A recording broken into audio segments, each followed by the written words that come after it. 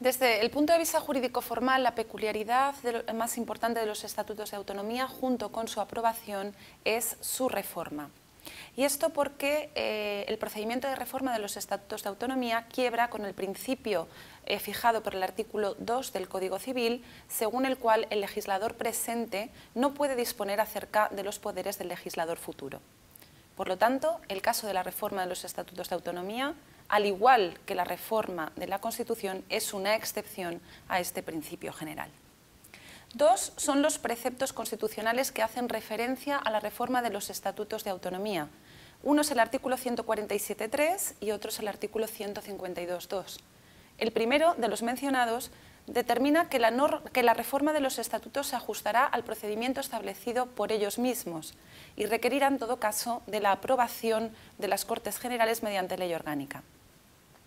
El segundo, el artículo 152.2, dice que una vez sancionados y promulgados los respectivos estatutos, solamente podrán ser modificados mediante los procedimientos en ellos previstos y con referéndum entre los electores inscritos en los censos electorales correspondientes. Este último precepto, el 152.2, hace referencia solo a la reforma de los estatutos de autonomía de las comunidades autónomas que accedieron a la autonomía por la vía del artículo 151 de la Constitución, esto es, por la vía rápida. Algo que es perfectamente coherente con el procedimiento que se siguió para la elaboración y aprobación definitiva de los mismos, pues solo en ellos fue requisito imprescindible la celebración del referéndum ciudadano. Estamos hablando de los estatutos de autonomía de País Vasco, Cataluña, Galicia y Andalucía. Hay que tener en cuenta que la regulación de la reforma estatutaria es la suma de lo previsto por los propios estatutos de autonomía y a partir del año 1993 de dos normas dictadas por las presidencias de las Cortes Generales Nacionales. Concretamente, la resolución de la Presidencia del Congreso de los Diputados de 16 de marzo de 1993 y una norma supletoria de la Presidencia del Senado de 30 de septiembre de este mismo año. Estas dos normas se ocupan de regular ad intra de las cámaras nacionales el procedimiento de reforma. En términos generales podemos decir que las fases de reforma de los estatutos de autonomía son las siguientes. En un primer lugar, la propuesta de iniciativa. Esta es reconocida a diversos sujetos según los estatutos de autonomía de que se trate, pero en todos los casos se reconoce a los gobiernos autonómicos y a un determinado número de diputados o parlamentarios autonómicos o de grupos parlamentarios de las propias asambleas regionales. Algunos estatutos de autonomía reconocen también esta iniciativa a un determinado número de municipios, siempre y cuando representen la mayoría del censo electoral. En cualquier caso, hay que tener en cuenta que se trata de propuestas de iniciativa, esto es lo que se ha dado en llamar la iniciativa de la iniciativa, puesto que la iniciativa propiamente dicha corresponde a la Asamblea Legislativa Autonómica. La segunda fase tiene que ver, o sería aquella que aborda la tramitación y aprobación de la iniciativa en la Asamblea de la Comunidad Autónoma. Pues bien, esta se rige por lo dispuesto en el reglamento del respectivo Parlamento Autonómico. Ahora bien, se trata de un procedimiento legislativo que tiene la peculiaridad de que no va a acabar con la aprobación de una norma, sino con la proposición de la misma, para que sea, en su caso, después el Parlamento Nacional quien, tras la correspondiente tramitación legislativa, la apruebe con forma de ley orgánica.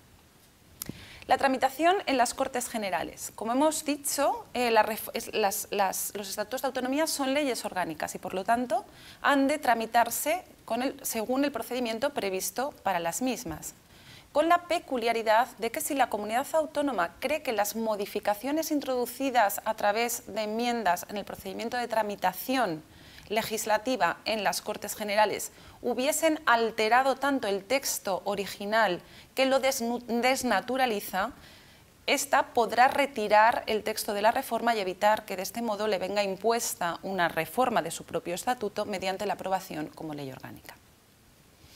El cuarto momento o fase sería el de referéndum popular de ratificación. Tal y como se ha regulado en los 4 estatutos de autonomía que accedieron a la autonomía por la vía rápida, el referéndum ratificatorio es posterior a la aprobación de la reforma por las Cortes Generales mediante ley orgánica. Esto implica o conlleva que la voluntad del pueblo español en su conjunto, que se ha manifestado a través de esa ley orgánica, ha de ser ratificada por la fracción poblacional de la comunidad autónoma cuya norma institucional básica se está reformando.